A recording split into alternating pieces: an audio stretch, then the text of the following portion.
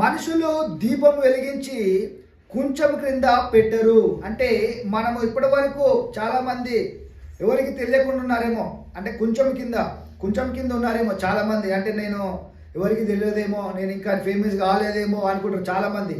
కానీ దేవుడు ఇక్కడ ఏమంటా, మనుషులు దీపం వెలిగించి కొంచెం కింద పెట్టరు, కానీ అది ఇంట నుండి వారందరికీ వెలిగించుటకై దీపస్తంభం మీదనే పెట్టుదురు. హల్లెలూయా.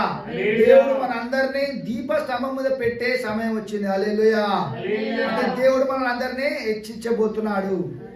అందుకనే ఈ వాటిలో దేవుడు మనతో మాట్లాడుచున్నాడు. వెలిగించుటకై మనం ఏం చేసేవారనే ఉండాలి, అనేకులకు వెలిగించేవారిగా, అనేకులను ఆశ్రయముగా మనం ఉండేటట్టు, అనేకులకు ఆశీర్వదించేటట్టు. అందుకనే అన్నాడు, మనుషులు మీ సత్క్రియలను చూచి పరలోకమందున్న మీ తండ్రిని మహిమపరచునట్లు వారి ఎదుట మీ వెలుగు ప్రకాశింపనీయుడి. మన వెలుగును దేవుడు కొంచెం కింద నుంచి తీసి దీపస్తంభం మీద పెట్టి అనేకులకు వెలుగుగా మార్చబోతున్నాడు. దేవుడు చిన్నగానే మొదలు పెడతాడు. తన స్థితి మొదట చిన్నగా ఉండును, కానీ తుదకు అది మహాభివృద్ధి.